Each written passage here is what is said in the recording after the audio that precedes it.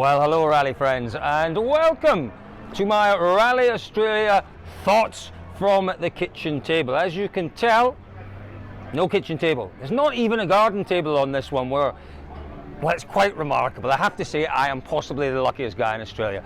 Come out here clearly for Rally Australia.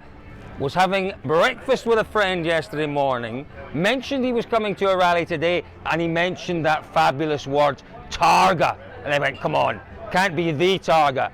Yep, Targa High Country, taking place this weekend, the weekend before Rally Australia. If you're out here for Rally Australia and you're not in the Mount Buller region, what are you doing? This is the place to be this weekend. Targa High Country in the hills, beautiful mountain roads around Mount Buller. You can see some of the cars behind me over my right shoulder here.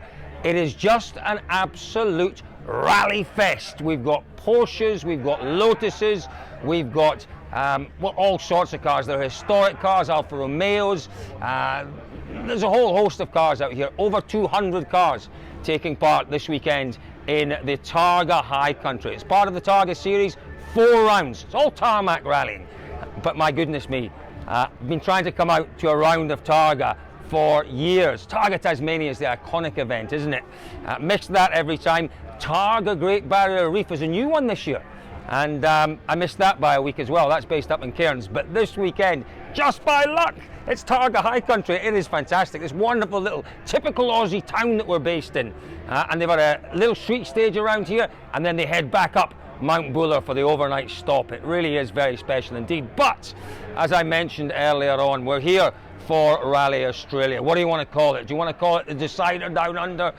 Do you want to call it the Corker and Coffs? Whatever you want to call it, it is the biggest rally we have seen in the World Rally Championship for many, many years. 3 drivers go to Australia, or come to Australia this week, in with a chance of winning the World Rally Championship. Yes, Ott Tänak is very much an outside chance, and that is unfortunate, because if he'd won as we thought he might in GB, if he'd won as we thought he might do as well just a couple of weeks ago in Spain, he would have had a real opportunity here. As it is, Tänak is the man who is sitting, waiting, ready to pick up the pieces if the other two should drop the ball on those testing and challenging stages around Coffs Harbour in North New South Wales. But let's talk about our 2 main protagonists.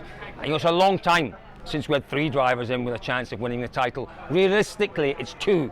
Last time we had 2 drivers going to the final round, it was Mikko Harvinen, it was Sebastien Loeb, it was Wales Rally GB 2009. It all came down to, if you remember, Mikko Harvinen's bonnet pin coming out on a jump cost him time, and he lost out on the title that year by a handful of seconds and 1 solitary point.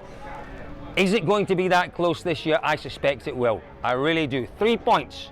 First on the road, leading the championship, Sebastien Ogier. Behind him, Thierry Neuville. Let's take a look at the 2 drivers in isolation. Don't forget, we've got 316 competitive kilometres over the 3 and a bit days of Rally Australia. Sebastien Ogier, well, do you know what?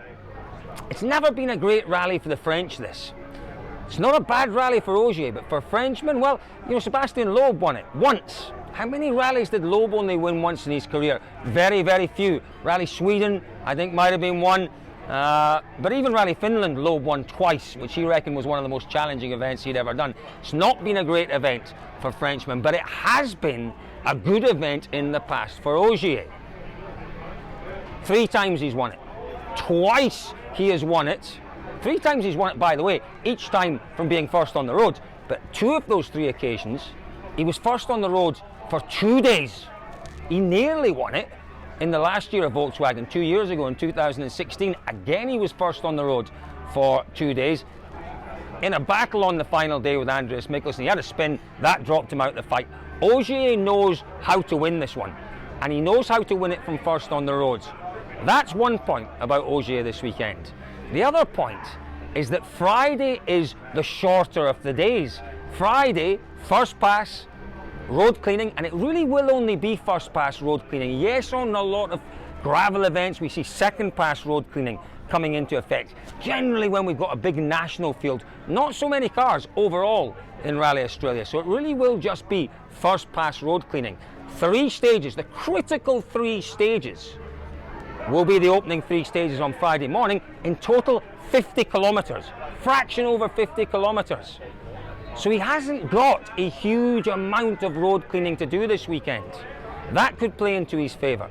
The other thing that could well play into his favour are the conditions, the road conditions, the weather conditions in particular. It has been wet around Coffs recently. It dries remarkably quickly. They've had some very high temperatures. There is the chance come Friday morning of some rain in Coffs Harbour. It is an outside chance. There are chances of showers through the whole weekend, but in particular on Friday morning there is a chance of a shower. My goodness me, if that happens, Sebastien Ogier will be the happiest man in Australia, that is for sure. I don't think though he will need the help of the rain. I think he will cope just fine with the conditions. He might not be leading, he might not be in second, might not even be in third place, but if he's there or thereabouts at service on Friday, he will be putting pressure on, in particular, well, the Hyundai. And yeah, you know, what else do we look at in terms of Ogier and the advantage that Ogier might have? Well, I'll tell you where else I think he's got an advantage. He's been comfortable with that car all year. They seem to have had the right setup from basically stage 1 on most of the gravel rallies this year with that M Sport car. Yeah, he's been a little bit, I suppose, lacking as he sees it in terms of development of the engine and therefore power in the engine. But in terms of the setup, we haven't heard him talking much about oversteer and understeer. Generally they've gone to events and he's been happy. Let's now have a look at the Hyundai and Thierry Neuville, and let's continue on with setup. Neuville has struggled. He has struggled with setup. We saw it in GB. He was having to overdrive that car. Part of the reason he put the car off, he was having to overdrive the car too often because the setup wasn't right. It was oversteering, it was understeering. He never felt comfortable. But remarkably, he has battled unbelievably hard all year, Thierry Neuville. So for me, the critical part of Neuville's rally, yes, Friday morning is critical. I see Shakedown as being ultra critical for Neuville. They have to get the right setup on that car. Do you know what? They're clearly not allowed to test in overseas locations, so they can't send the cars out weeks in advance and do a bit of testing in the local conditions. That's not possible. You can't replicate Australian conditions really anywhere in Europe, so therefore Shakedown becomes ultra critical. We will see, I suspect, all of our top drivers going round and round that Shakedown stage to get the right setup before they head into the competitive stages, particularly on Friday. And as I say, what we've seen quite often this year with the Hyundai, all 3 drivers complaining about the balance of the car not quite being right, the setup not right for the conditions. Neuville is the one that's dealt better than the others with that. You know, we've seen Mikkelsen particularly struggling really badly. Sordo's had a really good year, you'd have to say. But the point I'm making is that Shakedown may be the most critical shakedown of the year, in particular for Thierry Neuville. Now Neuville, we've talked about Ogier and the potential problems that Ogier may have. What about the potential problems that Neuville might have? Well, for me there's an interesting scenario in terms of the battle for Neuville for the driver's title, which he's desperate to have. And then there's Hyundai and the manufacturer's battle with Toyota. There are all sorts of considerations there, aren't there? You know, Neuville really could do with his 2 teammates taking the pressure off him this weekend. He needs Andreas Mikkelsen to have a good rally. He needs, in particular, Hayden Paddon to have a good rally, so that he doesn't have to really particularly think about the manufacturer points. If Hayden Paddon, if Andreas Mikkelsen get themselves in front of the Toyotas, then Neuville can concentrate 100% on winning the driver's title. At the back of his mind, he's going to be thinking, you know, I need to keep this car on the road.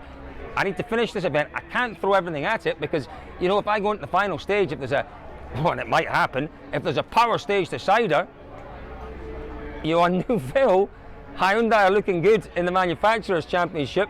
Neuville has to win the power stage to take the driver's title. He could finish 3rd, 4th, 5th in the power stage and they still claim the Manufacturers' title. Can you imagine?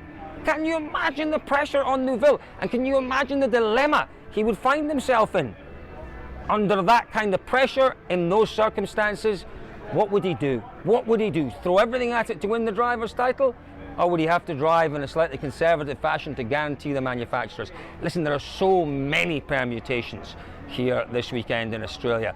It is very difficult to work out. What we can say is that if Ogier finishes ahead of Neuville, as long as we're talking about, 5th, 6th, 7th place or higher, Ogier will win. Ogier will win, and it won't come down to the power stage. Ogier has to finish ahead of Neuville. Ogier can still finish behind Neuville, and he can still win the championship. That also is guaranteed. But in terms of the permutations, they are multiple this weekend.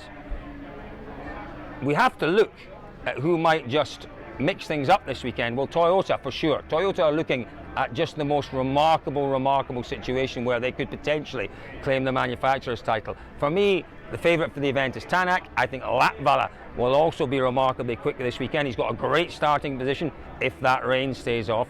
The two of them could well be battling each other, although they won't battle that hard, with a manufacturer's title at stakes. They may also be able to help, if you like, Sebastien Ogier, because the further they're down, Ogier and Neuville are pushed, the more cars Ogier has to get between himself, or Neuville has to get between himself and Ogier. Toyota could do Ogier a huge favour this weekend. But there are other drivers out there who could also do Ogier a favour. His teammate looked really good, didn't he? Elvin Evans, when we were in Spain a few weeks ago. Decent starting position for Evans. He might find himself in front of Neuville this weekend. As could, I suppose, other drivers who need big weekends. Craig Breen needs a big weekend. Mads Osberg needs a big weekend. What can they do on the stages in Australia? Well, they can certainly play their part in what is going to be the most remarkable rally we have seen in a very long time. I've tried to cover one or two of the potential scenarios, what might not happen, what might help, what might hinder through the course of the weekend. But I think what we're going to see is just all-out rallying for the first day and a half, 2 days, and then the drivers Saturday night might have to sit down and give some thought to what their approach is for Sunday. But Friday, Saturday, it'll be all out. See where they end up at the end of play on Saturday. My bet for the rally is very much 2 Toyotas at the front, possibly even 3 Toyotas at the front. That would be a remarkable way for them to end the year. But we could well see this one going right down to the wire, right down to the final power stage. Listen, if you are anywhere near Coffs Coast this weekend, get yourself along. Tickets still available, not many, but there are tickets still available. There are some great facilities. There's the Pedros Rally Village in the service park, where you can watch all the action on the big screen. You can have a beer, you can have a sausage sanger if you really want. If you head out to Raceway, to that wonderful Raceway stage, 2 passes through Raceway this year, you can watch all of the day's racing on the huge screens there as well. Take a picnic along, it'll be great. Some fantastic spectator points within the stages. Just have a look on rallyaustralia.com.au and you can have a look at the spectator guide online. It really is very detailed indeed. That'll give you an idea of where to go this weekend. So yeah, Rally Australia is going to be an absolute corker, that is for sure. I like the corker in Coffs. That is what we're going to see this weekend. If you absolutely put me, if you asked me, if you told me I had to predict a winner this weekend, who would I go with? Well, I'm going to have to go with Ogier. A, because he leads the championship, B, because he's done it 5 times before he's won the title, and C, because he's won in Australia from first on the road on 3 previous occasions. I think that level of experience, that level of ability will tell this weekend. But as I've said previously, who knows what might happen. We have 3 grueling days ahead of us. We have 316 kilometres ahead of us. We have an uncertain weather forecast. We have drivers who may do spectacular things out in the stages. So much to look forward to. Follow it all, obviously, at rallyaustralia.com.au if you're coming along. All the updates will be there. WRC Live as well. Don't forget to have a look at that. You can subscribe to that and watch every stage live of possibly the greatest rally that we will watch and witness for a very long time. So listen guys, from the magnificent Targa High Country, I'm hot-tailing it up the coast to Coffs Harbour very shortly, but for the rest of the day I'm going to enjoy these magnificent cars and get myself in the mood for Rally Australia. Folks, thanks for joining me at my kitchen table. See you in Coffs Harbour.